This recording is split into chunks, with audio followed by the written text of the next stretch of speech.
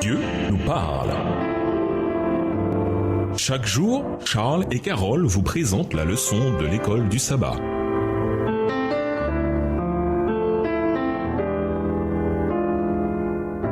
Bienvenue dans votre émission Dieu nous parle. Nous voilà mardi 8 novembre, rétribution divine. Les trois amis de Job avaient sans aucun doute des connaissances sur Dieu. En outre, ils étaient sérieux dans leur effort pour le défendre.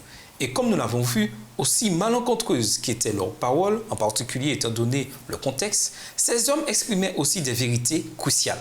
Au centre des débats, il y avait l'idée que Dieu est un Dieu de justice et que le péché entraîne un châtiment sur les méchants et des bénédictions spéciales sur les bons. Nous ignorons la période exacte à laquelle ces hommes vivaient, mais si l'on admet que Moïse a écrit le livre pendant qu'il se trouvait à Madian, on sait qu'il vivait avant l'Exode. Vraisemblablement, il vivait après le déluge. Lisons Genèse 6, versets 5 à 8. Nous ignorons ce que ces hommes, Eliphaz, Bildad et Sophar, savaient du déluge. Mais en quoi son histoire a-t-elle pu influencer leur théologie? Genèse 6, les versets 5 à 8. L'Éternel vit que la méchanceté des hommes était grande sur la terre et que toutes les pensées de leur cœur se portaient chaque jour uniquement vers le mal.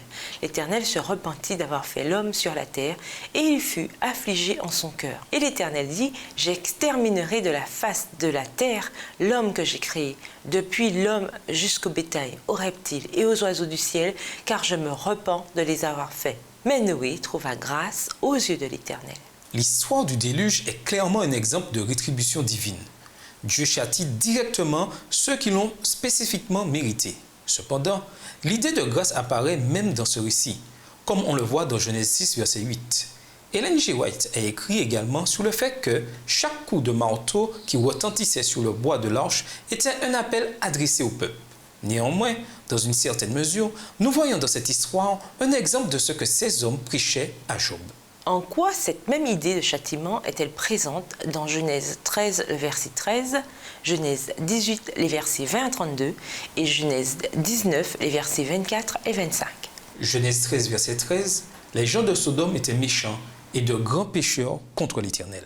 Genèse 18, les versets 20 à 32. Et l'Éternel dit, « Le cri contre Sodome et Gomorrhe s'est accru et leur péché est énorme. C'est pourquoi je vais descendre et je verrai s'ils ont agi entièrement selon le bruit venu jusqu'à moi, et si cela n'est pas, je le saurai. » Les hommes s'éloignèrent et allèrent vers Sodome. Mais Abraham se tint encore en présence de l'Éternel. Abraham s'approcha et dit, « Feras-tu aussi périr le juste avec le méchant ? Peut-être y a-t-il 50 justes au milieu de la ville. Les feras-tu périr aussi? Et ne pardonneras-tu pas à la ville à cause des 50 justes qui sont au milieu d'elle? » Verset 26. Faire mourir le juste avec le méchant, en sorte qu'il en soit du juste comme du méchant. Loin de toi cette manière d'agir.